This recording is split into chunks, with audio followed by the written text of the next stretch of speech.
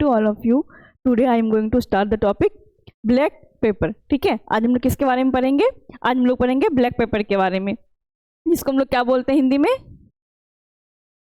गोल मिर्च या फिर काली मिर्च भी बोलते हैं। ठीक है, तो जैसे हमने सारी क्लास में पढ़ा है, आज भी हम जो है ब्लैक पेपर के बारे में पढ़ेंगे। सबसे पहले क्या पढ़ेंगे? सिनोनिम्स के बारे में पढ़ेंगे, then biological source, geographical source, macroscopical character, microscopical character, chemical constant and their uses. ठीक है, तो हम लोग देखते हैं। और ये भी किसके अंदर आएगा, किस टाइप का ये ड्रग के अंदर आएगा? ये कार्बोनेटिव एंड जीआई रेगुलेटर के अंदर। ठीक है, तो सिनोनिम्स होता है ब्लैक पेपर का, या तो उसको पेपर के नाम से जानते हैं या फिर मरीचा। ठीक है, मरीचा भी बोलते हैं या फिर इसको पेपर भी बोलते हैं। बायोलॉजिकल सोर्स की बात करेंगे हम लोग, तो pepper is the dried unripe fruit of perennial climbing vine. ठीक है, ये जो होता है ब्लैक पेपर, ये अनराइप फ्रूट का होता है, मतलब पका हुआ नहीं होना चाहिए, उस फ्रूट से हम लोग कलेक्ट करते हैं अनराइप फ्रूट। और किसका होगा? ये कैसा प्लांट है इसका? Perennial climbing vine. Perennial climbing vine जो होता है, पेरिनियल मतलब होता है जो लॉन्ग, मतलब मोर देन 2 years लाइव होता है। ठीक है, plant that lives for many years, जो कि एक बार हमने लगाया वो 2-3 साल तक, मोर देन 2 years वो लाइव रहेगा। ऐसा नहीं कि एक बार उसने फ्रूटिंग किया देन उसको हमने हटा दिया। ठीक है, ऐसा नहीं होता, इसमें मोर देन 2 years सर्वाइव करता है।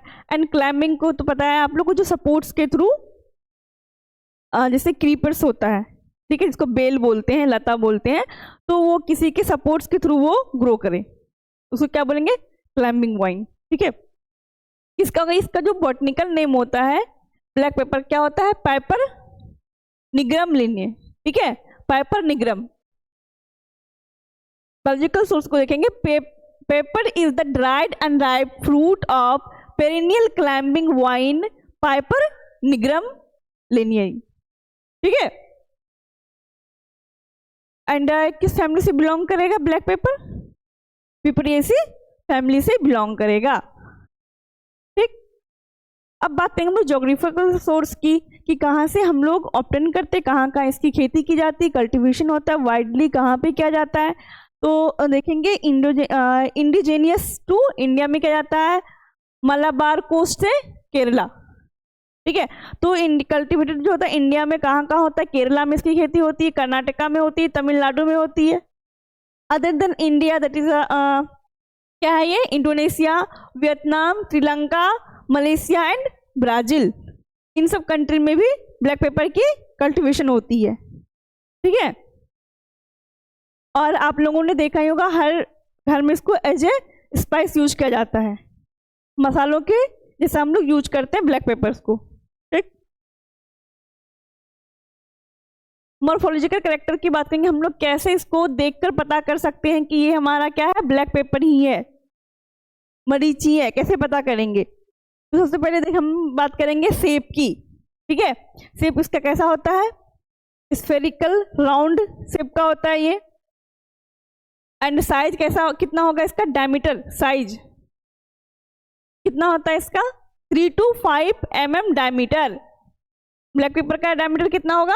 3 to 5 mm होगा। एंड कलर कैसा होगा इसका? Black to dark brown. ठीक है, black to dark brown. And surface कैसा होता है इसका?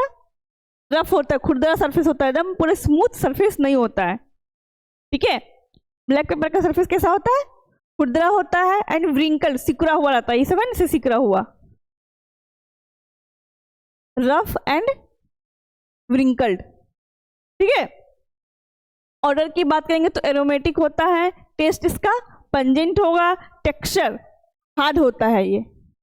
ठीक है, फ्रैक्चर भी हार्ड होता है, मतलब इजीली इसको हम ब्रेक नहीं कर सकते, उसको तोड़ने के लिए हमें ज़्यादा प्रेशर की आवश्यकता होती है। ठीक है,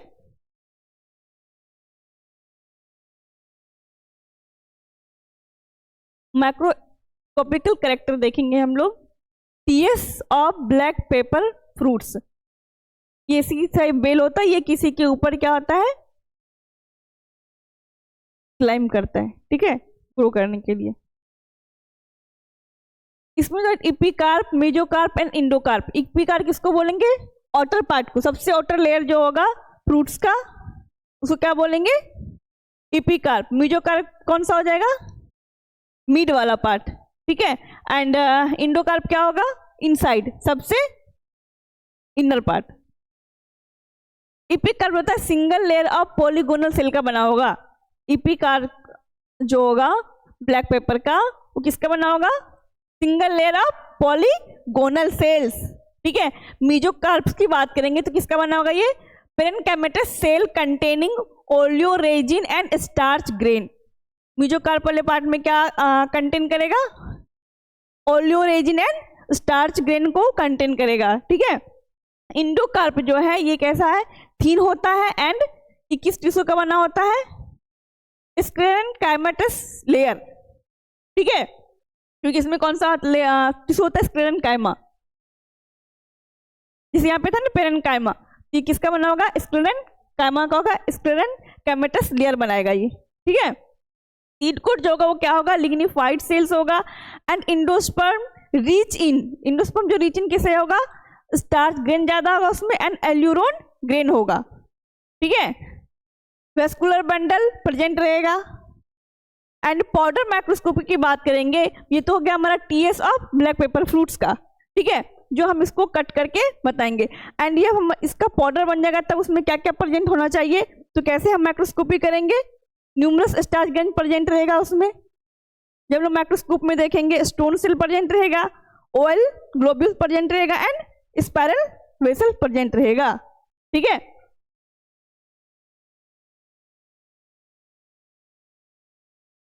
अब हम लोग बात करेंगे केमिकल कांस्टेंट की। ब्लैक पेपर में कौन कौन सा केमिकल प्रेजेंट रहता है, मेजर कांस्टेंट जो इसमें प्रेजेंट रहेगा क्या होगा, वो पेपरिन, कितना परसेंट रहेगा, 5 to 9%। That is chief alkaloid, वो क्या है, चीफ अल्कलॉइड है पेपरिन, ठीक है। टाइविसिन जो है वो आइसोमर ऑफ पेपरिन है। एंड वोलेटाइल ऑयल भी प्रेजेंट रहेगा, इसमें कितना रहेगा, 1 से 2% प्रेजेंट रहेगा। अदर कांस्टेंट जो है oleoresin, fixed oil, resin, starch and protein भी प्रेजेंट रहता है, ठीक है।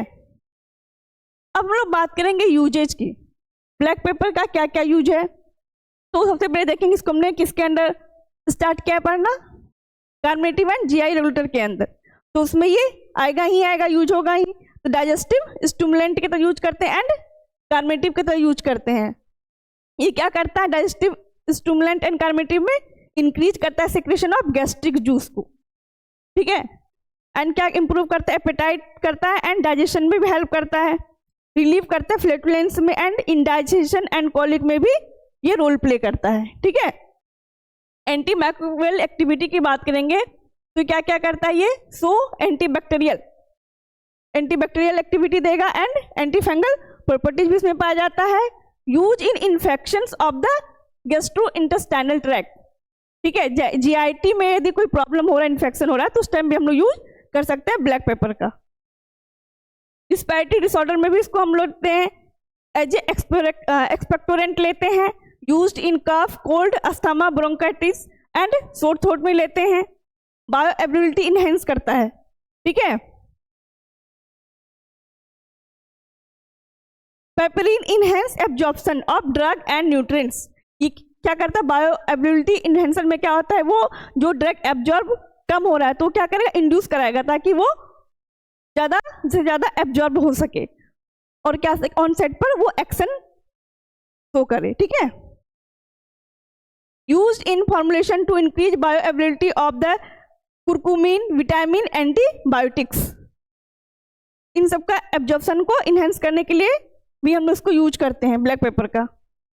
एंटी इन्फ्लामेटरी एंड एनाल्जेसिक में भी इसको यूज किया जाता है। Reduce inflammation and pain, used in arthritis and muscular pain में भी इसको यूज करते हैं, internally as well as externally.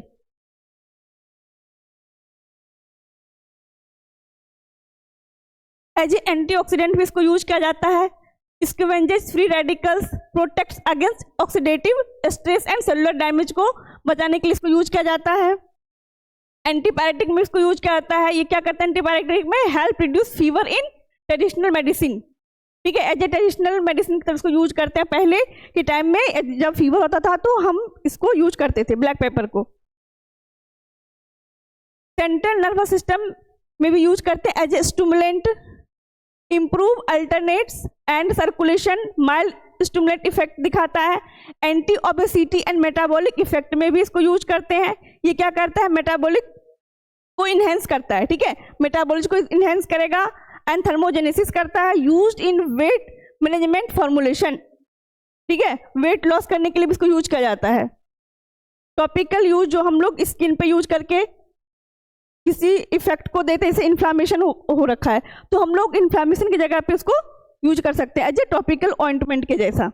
Used in ointment and liniments as a counter irritant for pain relief, ठीक है। तो ये आज का हमारा ब्लैक पेपर का टॉपिक था, खत्म हो गया। हम नेक्स्ट क्लास में नेक्स्ट टॉपिक के बारे में पढ़ेंगे। Thank you.